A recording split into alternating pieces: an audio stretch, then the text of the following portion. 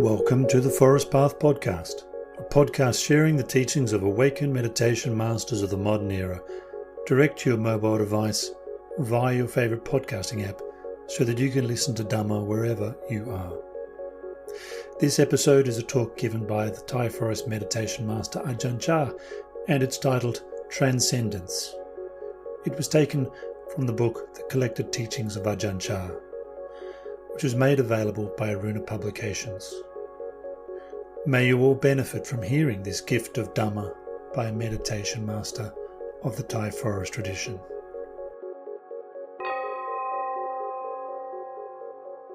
Transcendence by Ajahn Chah. When the group of 5 ascetics abandoned the Buddha, he saw it as a stroke of luck because he would be able to continue his practice unhindered. With the 5 ascetics living with him, things weren't so peaceful. He had responsibilities.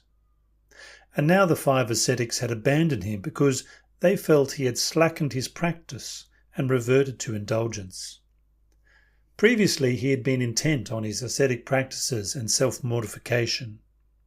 In regards to eating, sleeping and so on, he had tormented himself severely, but it came to a point where, looking into it honestly, he saw that such practices just weren't working. It was simply a matter of views, practicing out of pride and clinging. He had mistaken worldly values and mistaken himself for the truth. For example, if one decides to throw oneself into ascetic practices with the intention of gaining praise, this kind of practice is all world-inspired, practicing for adulation and fame. Practicing with this kind of intention is called mistaking worldly ways for truth. Another way to practice is to mistake one's own views for truth. You only believe in yourself, in your own practice. No matter what others say, you stick to your own preferences. You don't carefully consider the practice. This is called mistaking oneself for truth. Whether you take the world or take yourself to be truth, it's all simply blind attachment. The Buddha saw this, and saw that there is no adhering to the Dhamma, practicing for truth, so his practice had been fruitless. He still hadn't given up defilements. Then he turned around and reconsidered all the work he had put into practice right from the beginning in terms of results. What were the results of all that practice? Looking deeply into it, he saw that it just wasn't right. It was full of conceits and full of the world. There was no Dhamma, no insight into not-self, anatta, no emptiness or letting go. There may have been letting go of a kind, but it was the kind that still hadn't let go. Looking carefully at the situation, the Buddha saw that even if he were to explain these things to the 5 ascetics, they wouldn't be able to understand. It wasn't something he could easily convey to them, because those ascetics were still firmly entrenched in the old way of practice and seeing things. The Buddha saw that you could practice like that until your dying day, maybe even starve to death, and achieve nothing, because such practice is inspired by worldly values and by pride. Considering deeply, he saw the right practice, samapatipada. The mind is the mind. The body is the body. The body isn't desire for defilement. Even if you were to destroy the body, you wouldn't destroy defilements. That's not their source. Even fasting and going without sleep until the body was a shriveled up wraith wouldn't exhaust the defilements. But the belief that defilements could be dispelled in that way, the teaching of self-mortification, was deeply ingrained into the 5 ascetics. The Buddha then began to take more food, eating as normal, practicing in a more natural way. When the 5 ascetics saw the change in the Buddha's practice, they figured that he had given up and reverted to sensual indulgence. One person's understanding was shifting to a higher level, transcending appearances, while the other saw that the person's view was sliding downwards, reverting to comfort. Self-mortification was deeply ingrained into the minds of the 5 ascetics because the Buddha had previously taught and practiced like that. Now he saw the fault in it. By seeing the fault in it clearly, he was able to let it go. When the 5 ascetics saw the Buddha doing this, they left him, feeling that because he was practicing wrongly, they would no longer follow him. Just as birds abandon a tree which no longer offers sufficient shade, or fish leave a pool of water that is too small, too dirty, or not cool, just so did the 5 ascetics abandon the Buddha. So now the Buddha concentrated on contemplating the Dhamma. He ate more comfortably and lived more naturally. He let the mind be simply the mind, the body simply the body.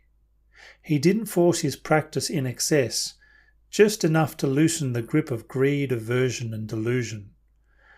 Previously he had walked the 2 extremes. Kama Sukali Kanu Yogo.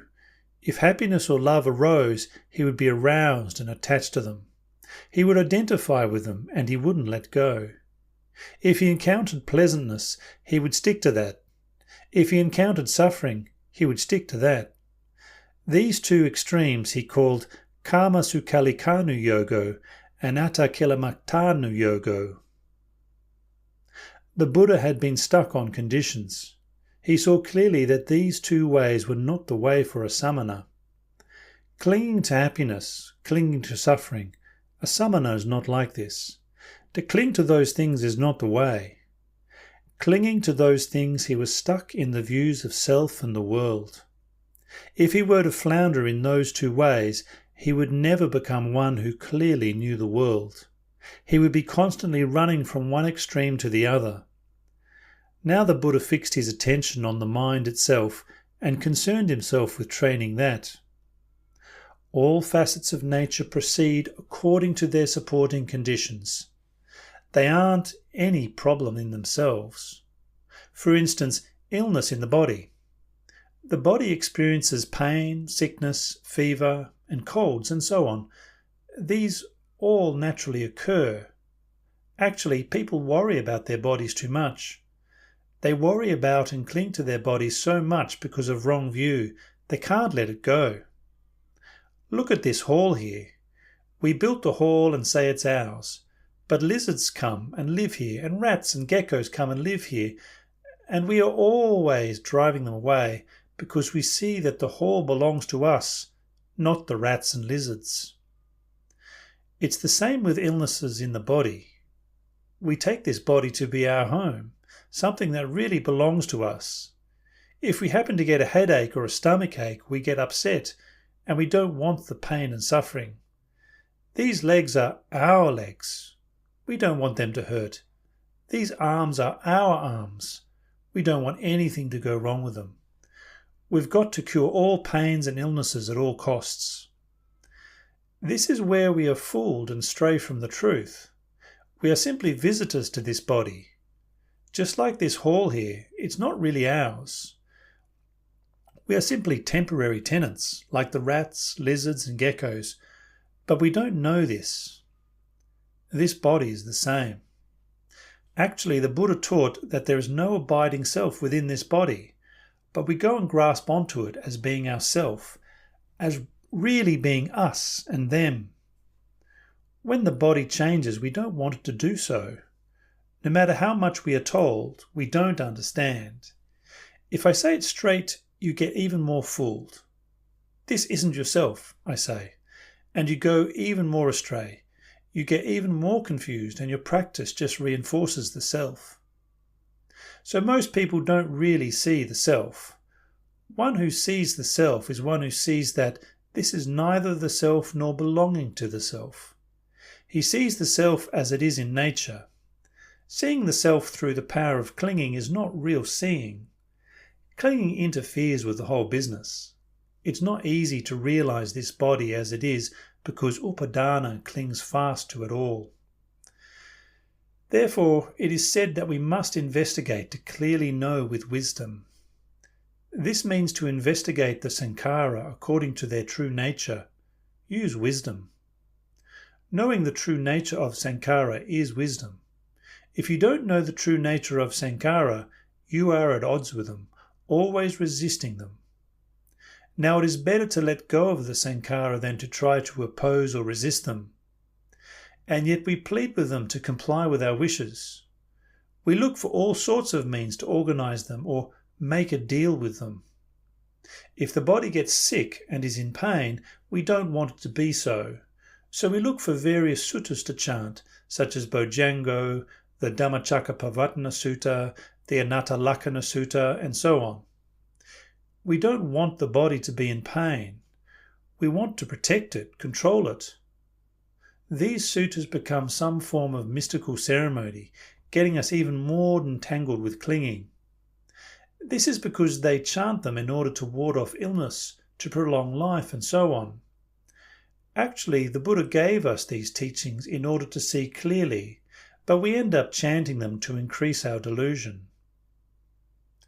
Rupang anicchang, Vedana anicca, Sanya anicca, Sankhara anicca, Vijnanam anicchang. We don't chant these words for increasing our delusion. They are recollections to help us know the truth of the body so that we can let it go and give up our longing. This is called chanting to cut things down, but we tend to chant in order to extend them all. Or if we feel they're too long, we try chanting to shorten them, to force nature to conform to our wishes. It's all delusion. All the people sitting there in the hall are deluded, every one of them. The ones chanting are deluded. The ones listening are deluded. They're all deluded. All they can think is, how can we avoid suffering? When are they ever going to practice? Whenever illnesses arise, those who know see nothing strange about it. Getting born into this world entails experiencing illness. However, even the Buddha and the noble ones, contracting illness in the course of things, would also, in the course of things, treat it with medicine. For them it was simply a matter of correcting the elements. They didn't blindly cling to the body or grasp at mystic ceremonies and such. They treated illnesses with right view. They didn't treat them with delusion. If it heals, it heals. If it doesn't, then it doesn't. That's how they saw things. They say that nowadays Buddhism in Thailand is thriving, but it looks to me like it's sunk almost as far as it can go. The Dhamma halls are full of attentive ears, but they're attending wrongly. Even the senior members of the community are like this, so everybody just leads each other into more delusion. One who sees this will know the true practice is almost opposite from where most people are going. The two sides can barely understand each other. How are these people going to transcend suffering? They have chance for realizing the truth, but they turn around and use them to increase their delusion. They turn their backs on the right path. One goes eastward, the other goes west. How are they ever going to meet? They're not even close to each other. If you have looked into this, you will see that this is the case. Most people are lost, but how can you tell them? Everything has become rites and rituals and mystic ceremonies. They chant, but they chant with foolishness. They don't chant with wisdom. They study, but they study with foolishness, not with wisdom. They know, but they know foolishly, not with wisdom. So they end up going with foolishness, living with foolishness, knowing with foolishness. That's how it is. And regarding teaching, all they do these days is teach people to be stupid. They say they're teaching people to be clever, giving them knowledge. But when they look at it in terms of truth, you see that they're really teaching people to go astray and grasp at deceptions. The real foundation of the teaching is in order to see atta, the sense of self, as being empty, having no fixed identity. It's void of intrinsic being. But people come to study the Dhamma to increase their self-view. They don't want to experience suffering or difficulty. They want everything to be cozy. They may want to transcend suffering, but if there is still a self, how can they ever do so? Suppose we came to possess a very expensive object. The minute that thing comes into our possession, our mind changes. Now, where can I keep it? If I leave it there, somebody might steal it. We worry ourselves into a state trying to find a place to keep it. And when did the mind change? It changed the minute we obtained that object. Suffering arose right then. No matter where we leave that object, we can't relax. So we're left with trouble. Whether sitting, walking or lying down, we are lost in worry. This is suffering. And when did it arise? It arose as soon as we understood that we had obtained something. That's where the suffering lies. Before we had that object, there was no suffering. It hadn't yet arisen because there wasn't yet an object for us to cling to. Atta, the self, is the same. If we think in terms of myself, then everything around us becomes mine. Confusion follows. Why so? The cause of it all is that there is a self. We don't peel off that apparent in order to see the transcendent. You see, the self is only an appearance. You have to peel the appearances away in order to see the heart of the matter, which is transcendence. Upturn the apparent to find the transcendent. You could compare it to unthreshed rice. Can unthreshed rice be eaten? Sure it can, but you must thresh it first. Get rid of the husks and you'll find the grain inside. Now if we don't thresh the husks, we won't find the grain. Like a dog sleeping on the pile of unthreshed grain. Its stomach is rumbling, jawk, jawk, jawk, but all it can do is lie there thinking, where can I get something to eat? When it's hungry, it bounds off the pile of rice grain and runs off looking for scraps. Even though it's sleeping right on top of a pile of food, it knows nothing of it. Why? It can't see the rice. Dogs can't eat unthreshed rice. The food is there, but the dog can't eat it. We may have learning, but if we don't practice accordingly, we still don't really know. We are just as oblivious as the dog sleeping on a pile of rice grain. It's sleeping on a pile of food, but it knows nothing of it. When it gets hungry, it's got to jump off and go trotting around elsewhere for food. It's a shame, isn't it? There is rice grain, but what is it hiding? The husk hides the grain, so the dog can't eat it. And there is the transcendent. What hides it? The apparent conceals the transcendent, making people simply sit on top of the pile of rice, unable to eat it, unable to practice, unable to see the transcendent. And so they simply get stuck in appearances time and again. If you are stuck in appearances, suffering is in store. You will be beset by becoming, birth, old age, sickness and death. So there isn't anything else blocking people off. They are blocked right here. People who study the Dhamma without penetrating to its true meaning are just like the dog on the pile of unthreshed rice who doesn't know the rice. He might even starve and still find nothing to eat. A dog can't eat unthreshed rice. It doesn't even know there is food there. After a long time without food, it may even die on top of that pile of rice. People are like this. No matter how much we study the Dhamma of the Buddha, we won't see it if we don't practice. If we don't see it, then we don't know it. Don't go thinking that by learning a lot and knowing a lot, you'll know the Buddha Dhamma. That's like saying you've seen everything there is to see just because you've got eyes, or that you've got ears. You may see, but you don't fully see. You see only with the outer eye, not with the inner eye. You hear with the outer ear, not with the inner ear. If you upturn the apparent and reveal the transcendent, you will reach the truth and see clearly. You will uproot the apparent and uproot clinging. But this is like some sort of sweet fruit. Even though the fruit is sweet and we must rely on contact with and experience of that fruit before we will know what the taste is like. Now that fruit, even though no one tastes it, is sweet all the same. But nobody knows of it. The Dhamma of the Buddha is like this. Even though it's the truth, it isn't true for those who don't really know it. No matter how excellent or fine it may be, it is worthless to them.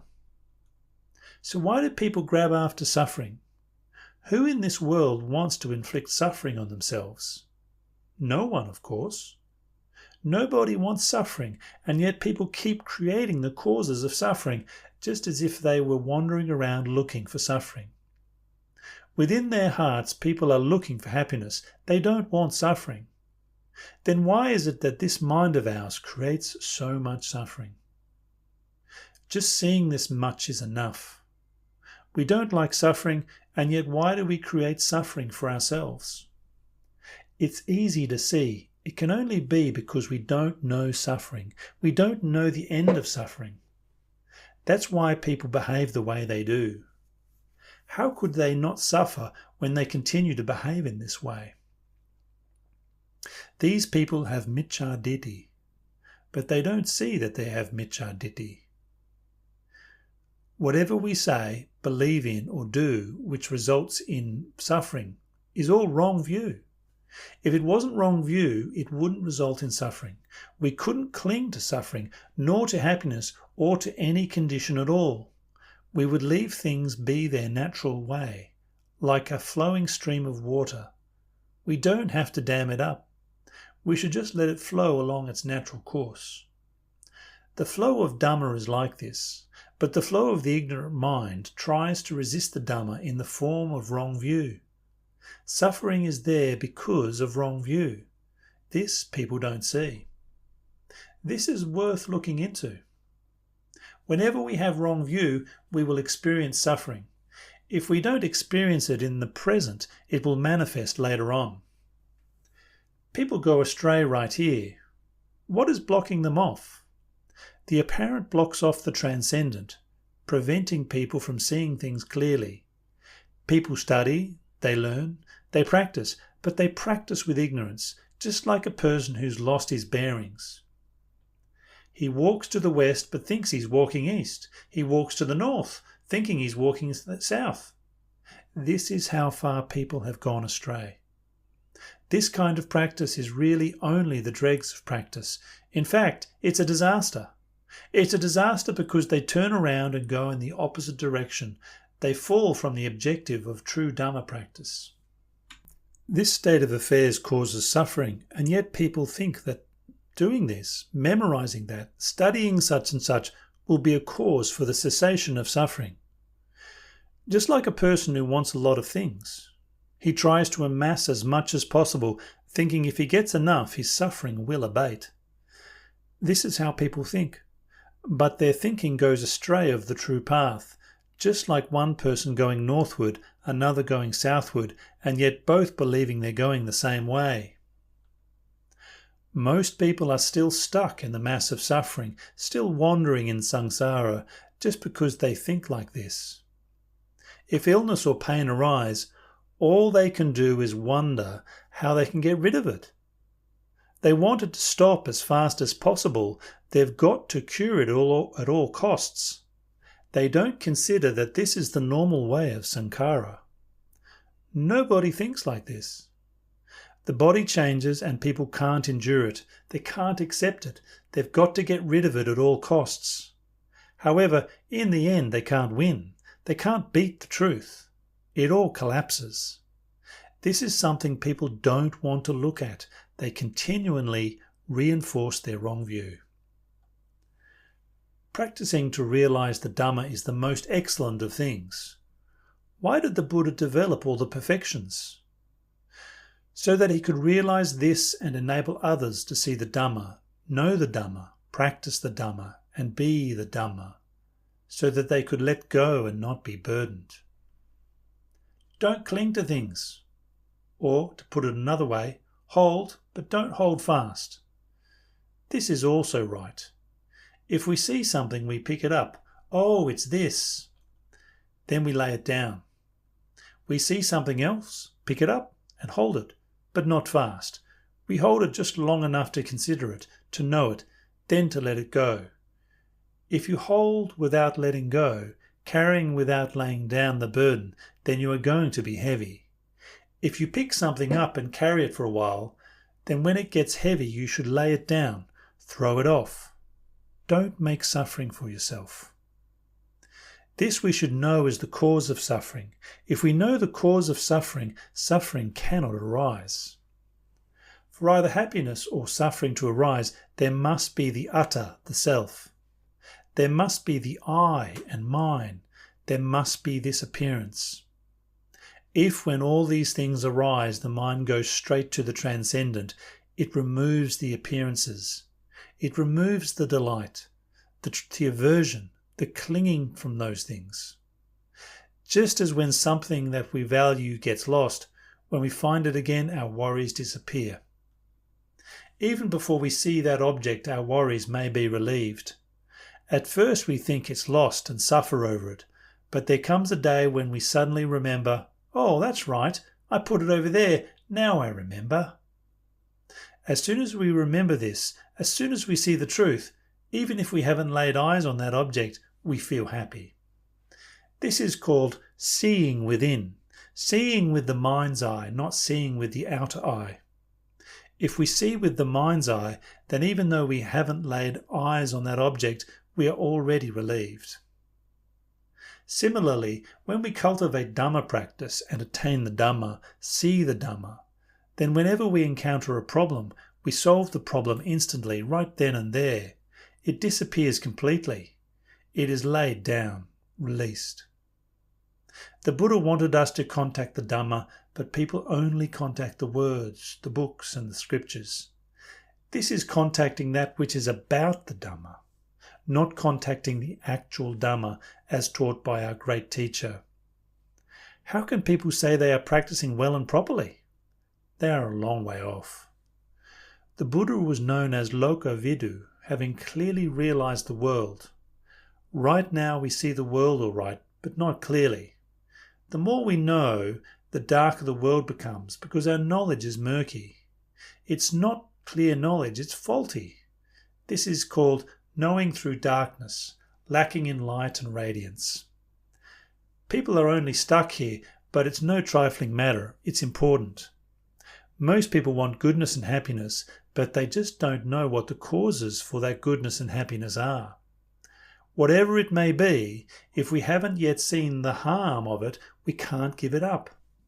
No matter how bad it may be, we still can't give it up if we haven't truly seen the harm of it. However, if we really see the harm of something beyond a doubt, then we can let go. As soon as we see the harm of something and the benefit of giving it up, there's an immediate change. Why is it we are still unattained, still cannot let go? It's because we don't see the harm clearly.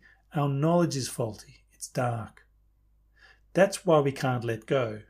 If we knew clearly, like the Lord Buddha or the Arahant disciples, we would surely let go. Our problems would dissolve completely with no difficulty at all. When your ears hear sound, let them do their job. When your eyes perform their function with forms, let them do so. When your nose works with smells, let it do its job. When your body experiences sensations, then it performs its natural function. Where will the problem arise? There are no problems. In the same way, all those things which belong to the apparent, leave them with the apparent and acknowledge that which is the transcendent.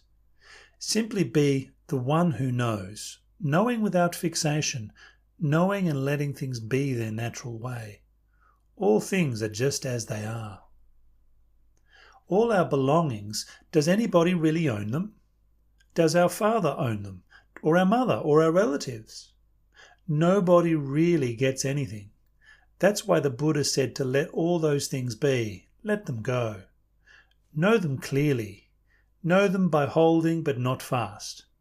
Use things in a way that is beneficial, not in a harmful way by holding fast to them until suffering arises. To know Dhamma you must know in this way. That is, to know in such a way as to transcend suffering. This sort of knowledge is important. Knowing about how to make things, to use tools, knowing all the various sciences of the world and so on, all have their place, but they are not the supreme knowledge. The Dhamma must be known as I've explained it here. You don't have to know a whole lot. Just this much is enough for the Dhamma practitioner, to know and then let go. It's not that you have to die before you can transcend suffering, you know. You transcend suffering in this very life because you know how to solve problems.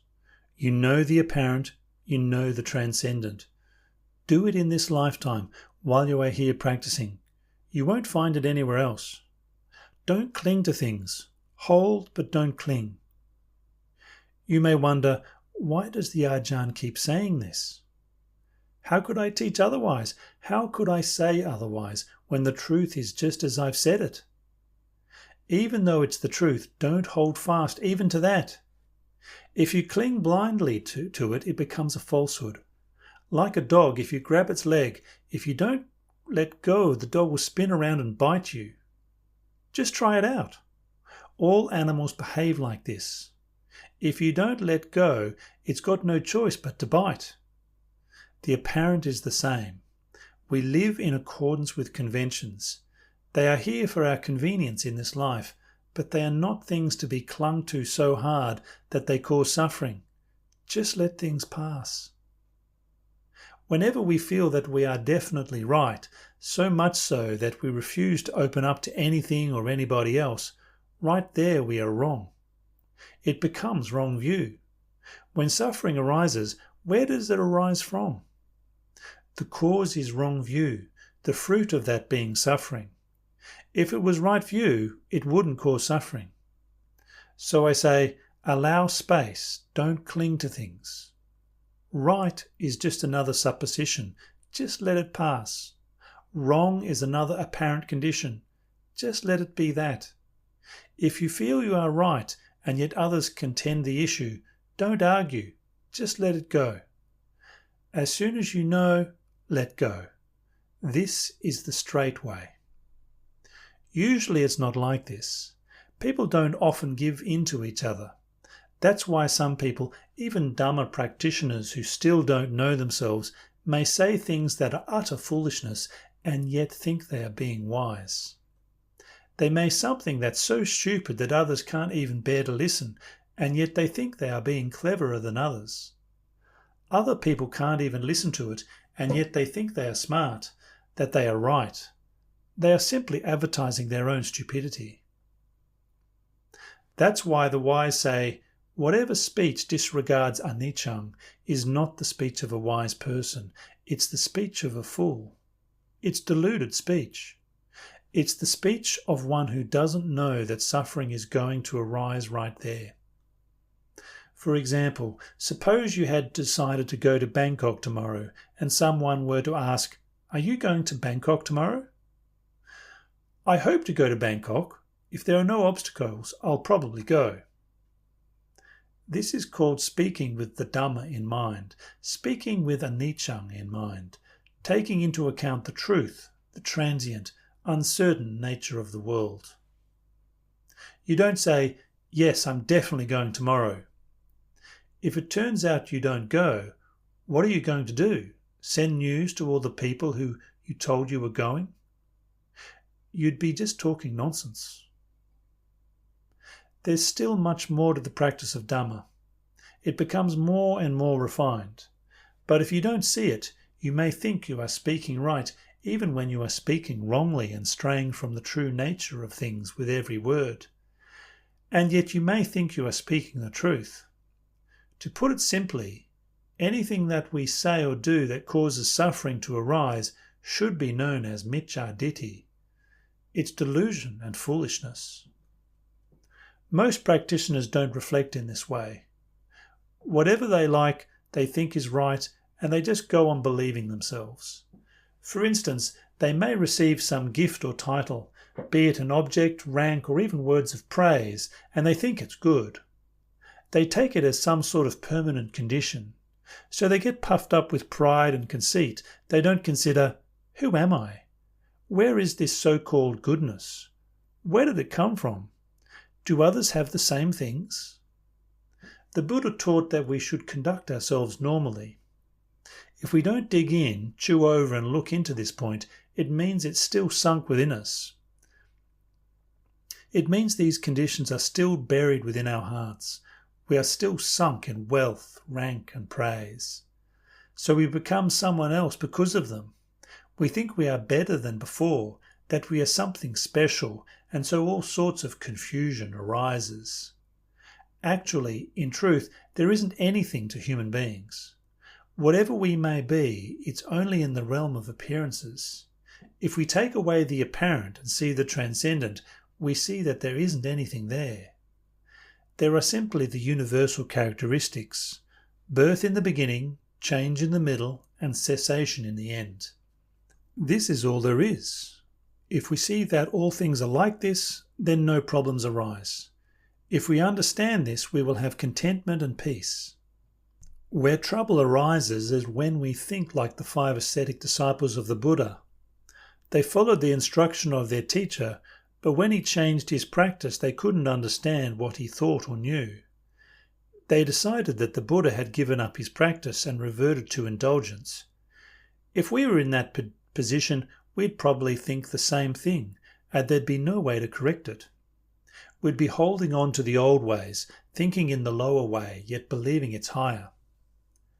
We'd see the Buddha and think he'd given up the practice and reverted to indulgence, just like those 5 ascetics. Consider how many years they had been practicing at that time, and yet they still went astray. They still weren't proficient. So I say to practice and also to look at the results of your practice. Look especially where you refuse to follow, where there is friction. Where there is no friction, there is no problem. Things flow. If there is friction, they don't flow. You set up a self and things become solid like a mass of clinging. There is no give and take. Most monks and cultivators tend to be like this. However they've thought in the past, they continue to think. They refuse to change. They don't reflect. They think they are right, so they can't be wrong, but actually wrongness is buried within rightness, even though most people don't know that. How is it so? This is right. But if someone else says it's not right, you won't give in. You've got to argue. What is this? Ditthimana. Ditti means views. Mana is the attachment to those views.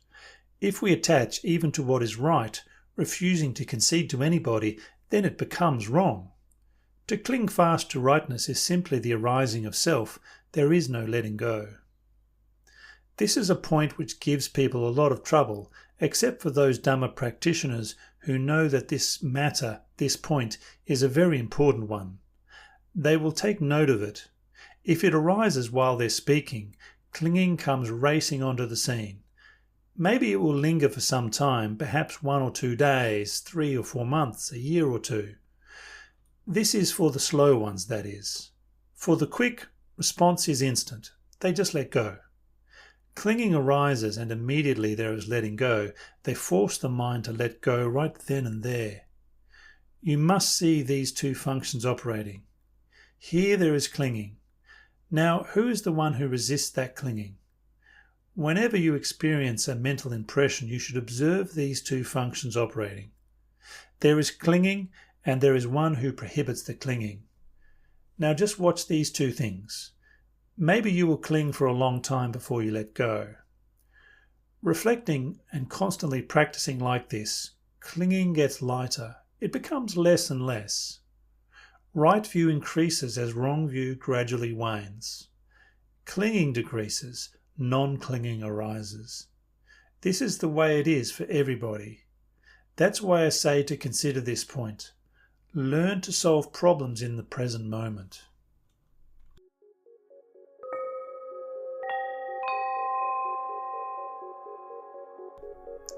That concludes the Dhamma teaching Transcendence by the Venerable Ajahn Chah. If you'd like to hear more talks by Ajahn Chah and other meditation masters of the forest tradition, subscribe to the Forest Path podcast using your favourite podcast app. The Forest Path podcast is part of the Everyday Dhamma network. If you go to the everydaydhamma.net homepage, you can discover more about the 3 other podcasts on the network also.